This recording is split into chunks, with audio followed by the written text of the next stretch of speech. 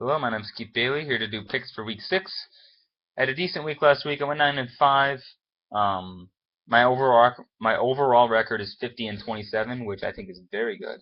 But without further ado, let's get to it. Falcons at Saints. I'm picking the Falcons here, and I think they win 34-21. The Saints keep it close because it is a divisional rivalry, but then again, we're talking about the Saints, and I thought they were going to turn the corner last week. They didn't. Clearly, I was wrong. New Orleans Saints are terrible this year. Next game, we get the Bengals at the Bills. I originally picked Buffalo, but I can't do it. Not with EJ Manuel playing. And if he is starting, then my pick is solidified. I will pick the Bengals in this game 23-7. The Bills offense hasn't been able to do much with their weapons injured. So I think Cincinnati gets to 6-0. Next game, if my links will load, Broncos at Browns. This is going to be a low-scoring game. Both of these defenses are pretty good. Um, I'm picking the Broncos though. I'm picking them 16-10. Cleveland's been playing very good ball recently, but I think the Broncos stay undefeated.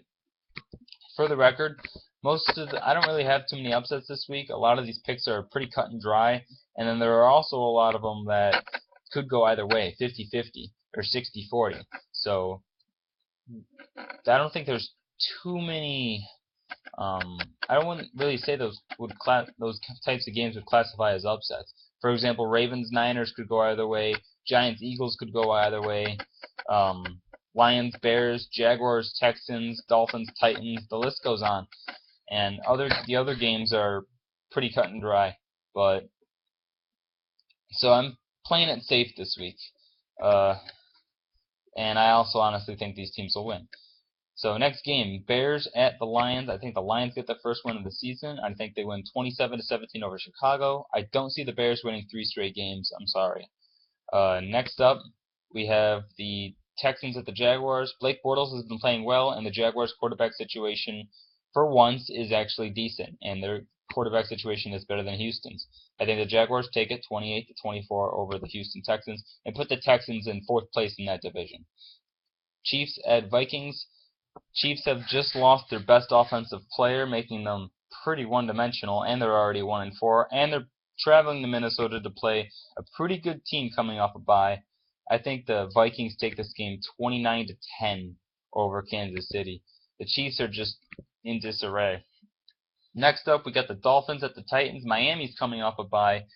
Tennessee has been very competitive in their games compared to last year. Their 3 losses last year were by 16, 24, and 26 points.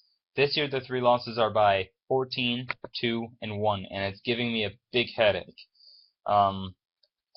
Miami hasn't scored more than 20 points during any of their games so far this year, and Tennessee currently has the 3rd-ranked defense in the league. While they haven't been playing the best offenses, that's still pretty impressive considering they're giving up 160 passing yards a game, tops in the league. I think Tennessee takes this game 28-17. I don't see them losing 3 straight home games. Redskins at Jets.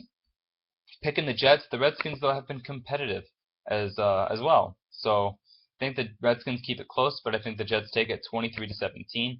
I'm not ready to put my faith in the Jets quite yet because they got Ryan Fitzpatrick back there, but that defense is playing well. Next game is the Cardinals at the Steelers. I'm picking the Cardinals in this game to win by a score of, I think I have them winning by a score of 38-20. This is a Mike Vick led team still, and the Cardinals are pretty damn good. And I think it's going to be a long day for Mike Vick.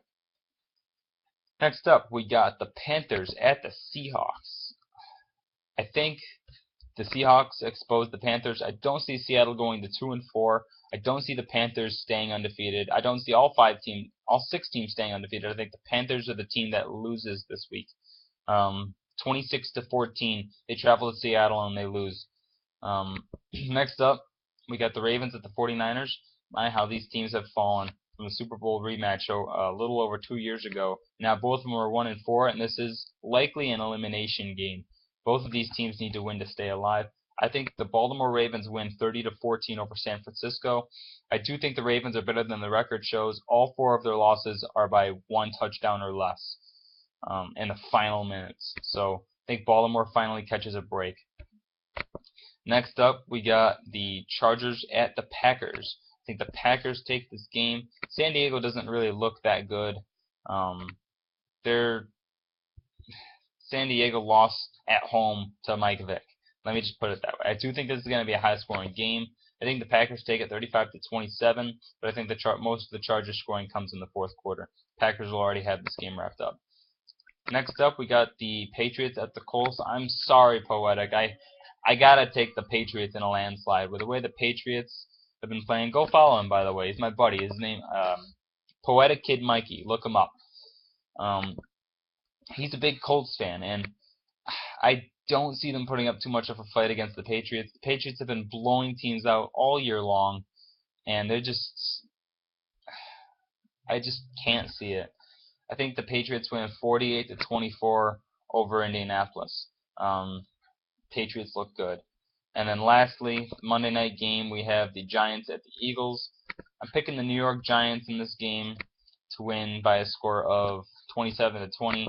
I think the Giants get to 4-2, keep the division lead a little longer, and I don't trust the Eagles quite yet. I trusted them after the Jets, and they screwed me over against the Redskins. So I'm picking the Giants in this game. I'm playing it pretty conservative this week, like I said. Those are my picks. I feel like those are some decent picks if you ask me. Thank you for watching. Please subscribe to my channel, and I'll see you guys all next time. Thank you.